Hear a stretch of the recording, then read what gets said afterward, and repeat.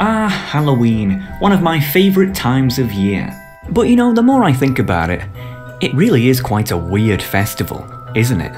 I mean, it's a night where we carve out a poor innocent vegetable and put a candle in its now hollowed out head, while telling our youth to look as scary as possible in order to go out and raid our neighbours' houses for sweets. Ah yes, I remember trick-or-treating. Good times. I actually feel somewhat sorry for the youth of today, however. I don't know where you are, but where I'm from, there's been a recent terrible trend of a bunch of sad middle-class bastards putting signs on their door telling people not to knock. I mean, can you imagine being such a lazy tosser that you can't even be arsed buying a bag of sweets for £1.20 once a year? I mean, come on. As a man of the people, every Halloween, I for one make sure that I'm stacked.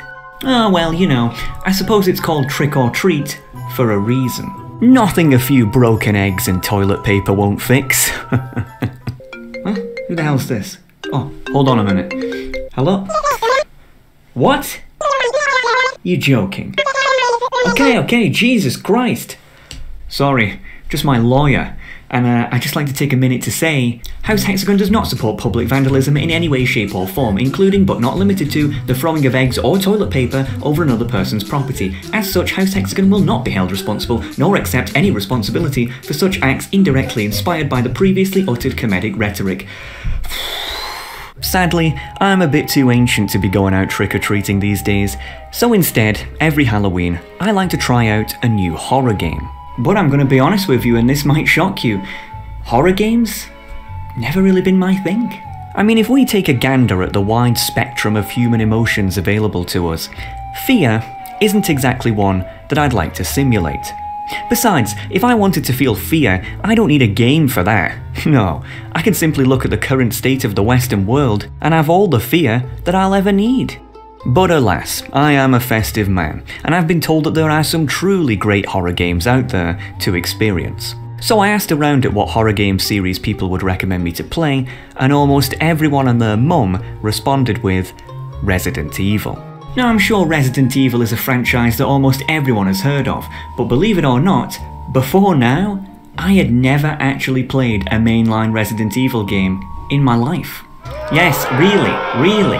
Well, except this DS spin-off from the mid-2000s, but that doesn't count. So after making such an unbelievable proclamation, I decided to browse Xbox Game Pass to see if any Resident Evil game was available.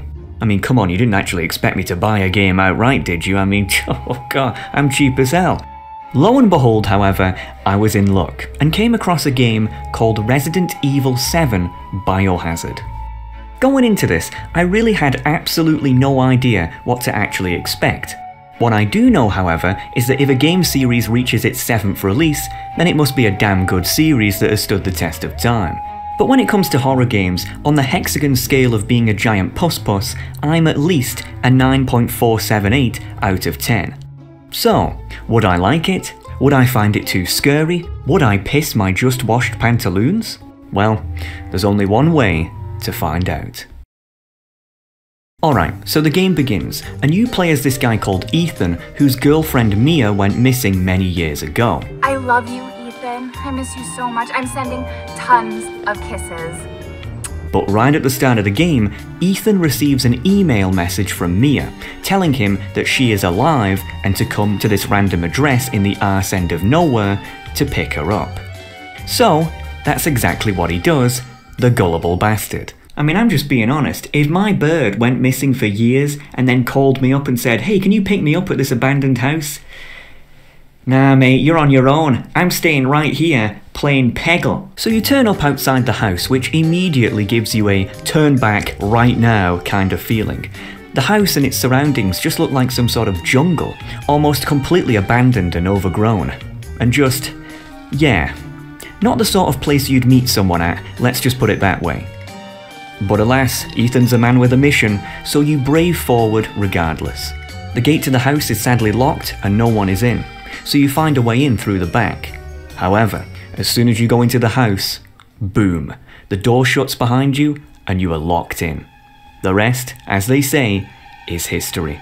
I told you he should have just played Peggle. Now, being a story-driven game, I of course don't want to spoil it for you. I mean, Christ, wouldn't be much point playing it otherwise. And I don't do spoilers! So from here on out, I'm just going to talk about the gameplay in general, as well as some non-important story snippets when I feel it necessary. So as you can see, the game is first person. Shockingly, this is not common in this series, as many of the older Resident Evil games were actually in the third person. Regardless, however, to me, a first-person perspective is much more immersive, and that's exactly what you want from a horror game. And when I say immersive, I mean immersive. To me, there's two different types of horror: cheap horror and quality horror. Cheap horror takes advantage of human emotions of self-defense or disgust, usually via tactics such as jump scares. Boo! Or by taking advantage of common fears like arachnophobia. It's cheap, quick, easy and effective, but not really proof of good world building or writing. Quality horror, on the other hand, is exactly that. It makes you scared, passively. It doesn't inundate you with hostility or threats, but merely forces your mind to play tricks on you as if it was. This game is almost certainly quality horror. For example, here I am inside this house and there is writing written on the walls in blood, basically warning me not to advance further. Meanwhile, in the background, I can hear rumbling coming up from up ahead. Now, I know as the player that's where I have to go, but because of both the visual and audio cues essentially warning me not to, it creates a mental juxtaposition whereby I know I need to go ahead in order to progress, but I don't actually want to because I know it's dangerous, which creates the feeling of fear via forced action. But by far the best example of this is the VHS tapes. Occasionally, you'll come across a VHS tape that you can put in a TV in order to play a sort of side mission, during which you play as someone else from the past and get to experience the game through their eyes. During one of these tapes, you see a bloke go into a basement, whereby he is then murdered. And just after watching that very murder, you are then actually forced to go in that basement yourself, knowing full well the potential dangers that may lay ahead. Essentially, it's foreshadowing at its best. Now that is quality horror. And the atmosphere the game provides becomes immediately apparent within minutes. The way the rooms are laid out, with some objects posing as red herrings, combined with the absolutely top-tier chilling ambience, makes for a very spooky time indeed. Hell, at some points in the game, I was even getting scared of my own shadow. Christ, what a fucking dump this is. Make no mistake, the game has its moments of action, but doesn't inundate you with them, instead choosing to create a constant cycle of alert action, back to passive dread, to alert action, and back to passive dread again. It's genius and executed very well. Never did I feel overwhelmed and like too much was going on, but never did I feel like not enough was going on either. Combat, though rare in the grand scheme, feels quite good. Weapons feel like they pack a punch without the enemies feeling like cardboard cutouts. The enemies themselves are also immensely intimidating, with each different type requiring a different tactic to defeat, most of which you'll learn from a tip after getting your ass kicked from the first time you meet them. Of course, I'm not speaking from experience, but you see, this game isn't just your stereotypical first-person shooter with a horror coat of paint. In fact, actually, in many ways, it actually resembles somewhat of a puzzler, if you can believe it. The game's world isn't really that large at all, but it's still effective, as you're going to spend a lot of time backtracking and going back into rooms you couldn't previously enter due to now finding the right key. It's actually somewhat reminiscent of a Metroidvania style of level design in that regard. Very commonly will you enter the same room twice, albeit now with different equipment. Now, the puzzles the game provides are nothing too complex, but when under the constant veil of potential fatality, even the most simple of questions can seem like an Einsteinian equation. One of the more subtle ways the game gets under your skin is by artificially limiting the amount of supplies you have to an extreme degree, forcing you to scavenge around as much as possible for whatever you can find. Ammo is very limited and thus forces you to treasure it, whereas medkits or med bottles, whatever the hell this magic water is that can cure even decapitation, they're rare too. Weirdly enough, most of the time you won't even find just outright ammo or med bottles around, but merely the parts needed to craft them.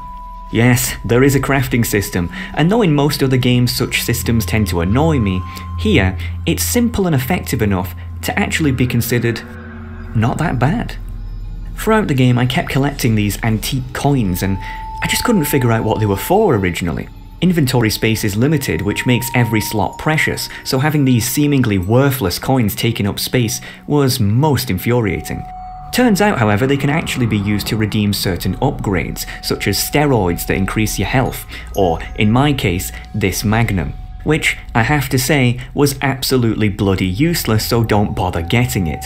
Either way, I always like to see collectibles used for little upgrades like this, as it awards exploration quite well. Weirdly enough, something I like about this game is the save points. Save points are easily identified by usually being the only places in the game that are quite light, and most of all, actually safe. As you can't just save whenever you want, coming across a save point is almost like a soothing, temporary feeling of solace, before having to venture out yet again into the darkness. I don't know, there's just something about them. With that said, however, just because you can't save wherever you want doesn't make the game as frustrating as you may think. There's nothing worse in a game than dying when you haven't saved in forever, and then being forced to redo lots of stuff you've already done before. Especially in a horror game, whereby anticipation is key. Thankfully, here, that is almost never the case, thanks to the many different checkpoints that trigger after key events, allowing you to continue via trial and error with minimal pointless frustration. Fortunately, you shouldn't be dying that often, as I did find the game to be quite forgiving. You can take way more damage than you may expect, and fall damage never seems to be an issue at all. Granted, I imagine one of the reasons I feel this way is because I only played the game on normal difficulty. And yes, I know I have somewhat of a reputation for playing games on the maximum difficulty, and I would have done here too. Unfortunately, you only unlock the maximum difficulty, Madhouse, after completing the game on normal. Which is stupid. I've never understood why developers think making a difficulty option and unlockable is actually a good idea. I mean, I get it in a way. It's meant to be like a sort of new game plus mode, giving you another reason to play through it again. But seriously, the last thing I want to do after completing a game is to complete it again. Especially a horror game. I mean, Christ, I already know what's going to happen. It's fresh in my mind. Why would I want to do it again? Wouldn't it have just been better to let me play on the hardest difficulty at the start, so that my one playthrough would be much more challenging and thus last longer instead? Yes it would. But you know what I won't complain about? The graphics. Oh, this game came out all the way back in 2017, yet despite that, it still looks fantastic even by 2020's standards. The character models are very detailed, with immensely good facial animations, and the world at large looks most realistic. If you'd have told me that this was a PS5/Series X game, I would have believed you without question. Though in a way, the fact that this game looks so good can actually be a bad thing, as during especially gory scenes, there can be some well and truly disgusting sights to behold. So much so that the game was actually censored in many ways over in Japan. Which reminds me, this game is Japanese. As some of you may be aware, due to my immense frustrations with the frankly embarrassing and outright cringeworthy direction the Western gaming industry has taken, much to their inevitable decline, I've recently been trying to venture out and play some more Eastern games instead, mostly as they don't inject unwanted woke garbage into their narratives. And I'm pleased to report that if you, like myself, are against the debasement of gaming as an art form, then you shall have no problems with this game in any way whatsoever. Long live the Japanese games industry! I've also been informed that the developers even put in the extra effort to add in a virtual reality mode, to which I can only say 4 words. Not a bloody chance. Moving swiftly along. Something that annoys me about most horror games is their overuse of darkness. Now of course, using darkness as part of the setting is status quo and to be expected. But what gets me is when it's used to such an extent that you can't see where you're even bloody going. Hello? Hello? But I'm very pleased to report that this game has very good light to dark calibration that you do right before the game even starts. Indeed, no eye straining or face hugging the TV required here. As for complaints, I have but a handful, and all are quite minimal. First, the audio level for dialogue. Yeah, I don't know why, but for some reason, everyone sounds really quiet during live cutscenes, essentially making it a requirement to play with subtitles on. Even when dialogue sound is set to max, it's like they're whispering. Where am I? What the hell? Rise and shine, sleepyhead. It's time for supper.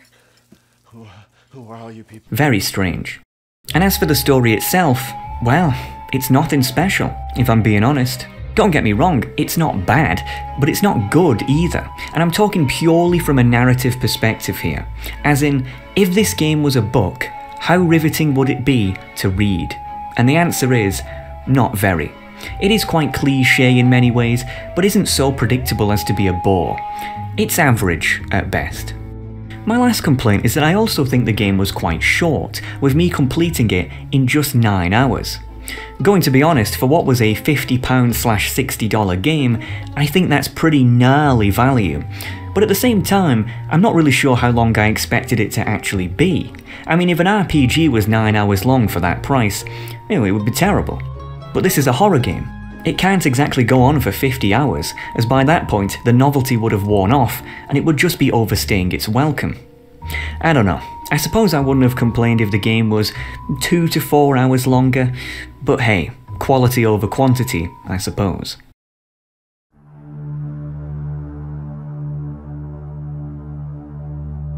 I went into this not knowing what to expect, and left as a newfound fan of the series.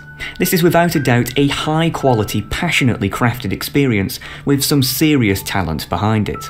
If you're looking for a good spook one Halloween, then look no further. I have to say, however, I really wish I would have played this with other people, as in with someone else in the room, with me playing a bit and them playing a bit, as, man, this game would make some great memories when played in a group. If you've got a bunch of buddies or maybe a partner, give this a spin one Halloween, and I can almost guarantee you won't leave feeling disappointed. Bravo, Capcom. A shame you don't put this much effort into Dead Rising.